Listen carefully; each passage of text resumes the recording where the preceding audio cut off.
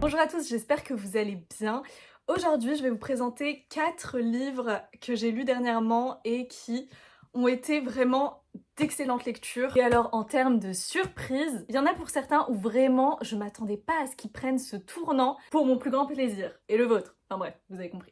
Commence avec le premier de ma pile qui n'est nul autre que Les Carnets de l'apothicaire, tome 14. Et alors forcément, je vais pas vous parler de l'intrigue de ce tome en particulier. On est toujours plongé dans la cité impériale au Japon aux côtés de Mao Mao et de toutes les intrigues de la cour qui l'occupent bien assez. Et surtout, ce qui intéresse un grand nombre de lecteurs de cette série, moi y comprise, c'est de connaître le développement de la relation entre Mao Mao et un autre personnage très important qui se nomme Jinchi et qui est très mystérieux.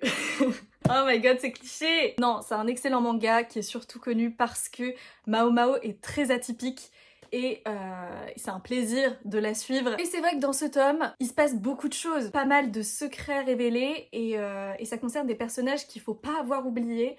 Moi j'avoue que j'avais pas forcément toutes les informations encore bien claires dans mon esprit, mais j'ai pu raccrocher les wagons très très vite, donc hâte d'avoir la suite. On passe à une lecture très singulière qui m'a vraiment emportée, voilà, et j'ai été captivée par cette histoire d'amour à sens unique, parce que oui, je parle de Lettre à toi qui m'aime de Julia Thévenot, et j'en ai tellement entendu parler sur la chaîne de Alex Bookin en Prada que évidemment que je m'y suis penchée. Et là, quand j'ai constitué ma pile à lire pour le challenge Petit mois, petite lecture concoctée par cette fois-ci Audrey du Souffle des mots, il était dedans, parce que vous voyez qu'il est tout petit et il était surtout captivant. Julia Thévenot, déjà, elle a une prose qui est absolument magnifique. Enfin, je veux dire, c'est de la poésie presque. On est sur quelque chose, alors pas compliqué à comprendre, pas du tout, mais on sent, vraiment, lisez-le, lisez les premières pages et vous allez sentir, vous faire happer par cette écriture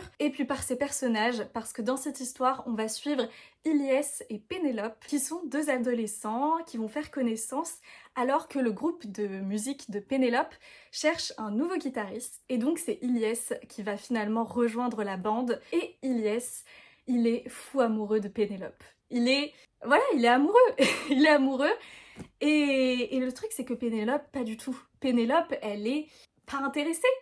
Voilà, c'est vraiment l'histoire de deux personnes qui se découvrent et puis qui se rendent compte ou qu'il y a des sentiments ou pas envers l'un et l'autre. Mais c'était décrit d'une façon, j'ai adoré. J'ai même envie de vous lire du coup le résumé pour vous donner une idée.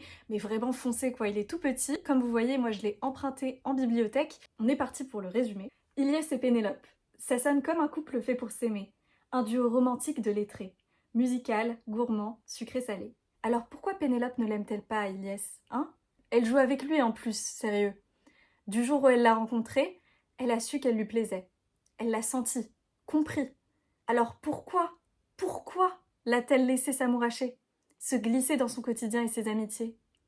Aller aussi loin, aussi près. Pourquoi ne veut-elle pas l'aimer? Magnifique, je vous le conseille et on passe à la suite. Une lecture que je ne pensais pas finir, honnêtement, ou en tout cas pas aussi vite. Il s'agit de L'Engrange-Temps de Nell Pfeffer. J'espère que j'écorche pas son nom. Dans ce livre-là, on va suivre Sophie, qui est fille d'horloger. Enfin, horloger, on n'est pas sur le métier d'horloger basique, vous voyez. On est dans un monde de fantaisie, on est dans un monde où les horlogers ont des pouvoirs, ou en tout cas peuvent accéder à des pouvoirs qui leur permettent de communiquer avec les horloges. Donc oui, notre Sophie, elle peut tout à fait engager une conversation avec l'horloge du voisin, il n'y a pas de souci. Je ne conseille pas de lire le résumé si vous vous lancez, ou alors lisez-le mais essayez de l'oublier un peu.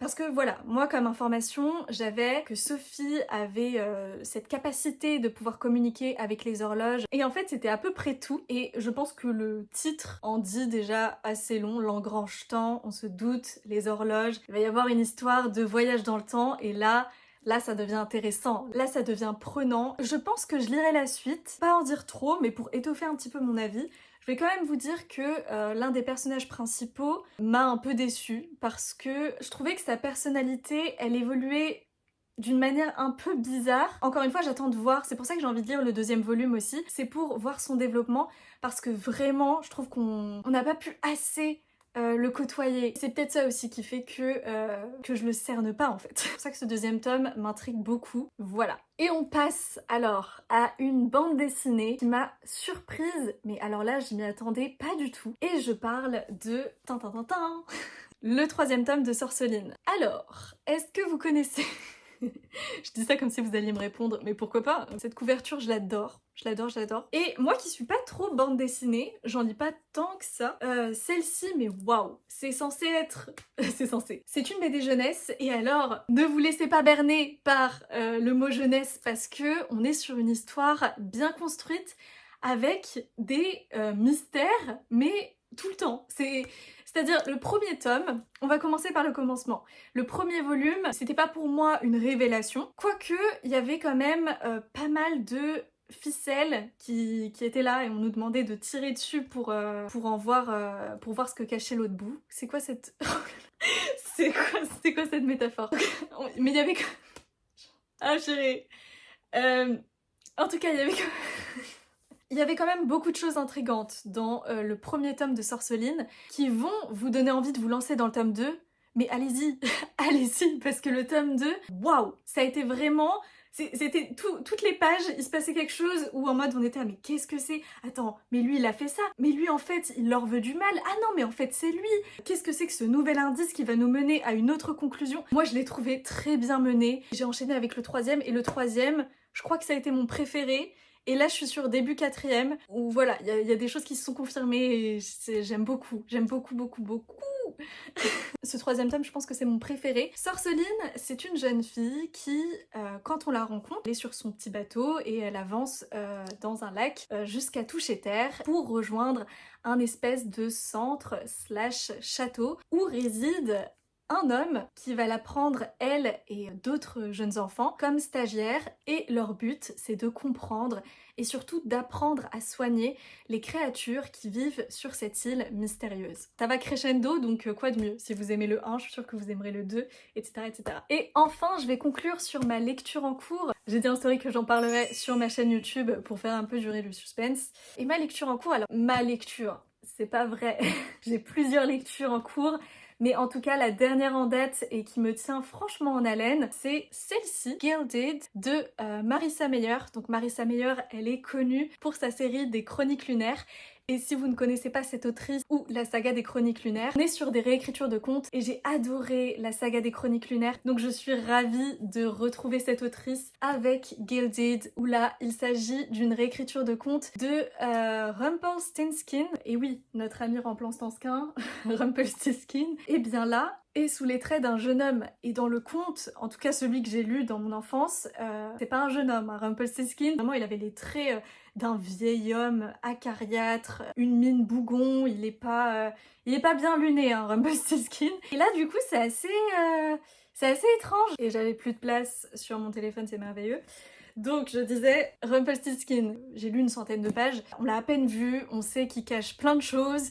Et j'ai très hâte, c'est sombre. J'adore cette autrice, elle écrit super bien. Donc pour le moment c'est très prometteur. Et cette couverture, my god, je sais pas si vous voyez, mais il y a des yeux là et là. Sombre et enchanteur. Et c'est exactement ça, The New York Times. Donc voilà, ma lecture en cours, parmi d'autres, c'est très bien parti. Voilà pour mes lectures de ces derniers temps. J'espère que cette vidéo vous aura plu, qu'elle vous aura donné envie d'en découvrir certains. Et je vous dis à bientôt sur la chaîne.